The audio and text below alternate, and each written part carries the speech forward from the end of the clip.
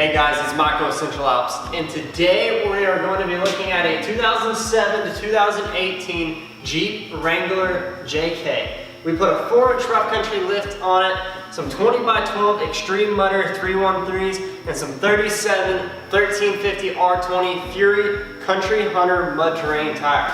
We also put a Central Alps stubby Stinger front bumper, very similar to a Smittyville Stinger. We put some Central Alps side rails on it.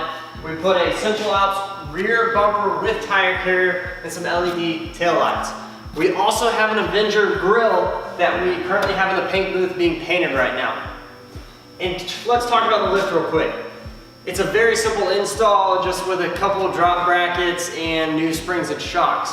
However, they have you cut out a channel into the lower control arm mount on your differential. They say that to use a reciprocating saw or an air chisel.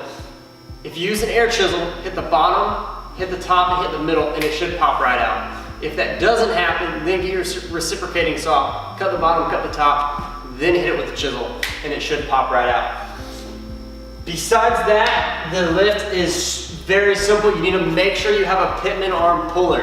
You will not be able to install this lift if you don't have a pitman arm puller. They're relatively cheap, or you can go to O'Reilly and you can borrow one. They'll let you borrow it. In terms of these wheels, I was very skeptical about them. When we pulled them out of the box, I was like, don't know if those will look great, but we got them mounted and balanced, we got them thrown on the Jeep, and I think the Jeep turned out great. So, that's it.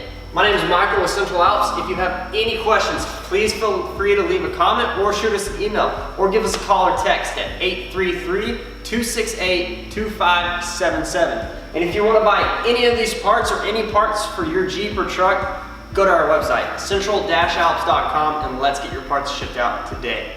Again, I'm Michael. Thanks for watching.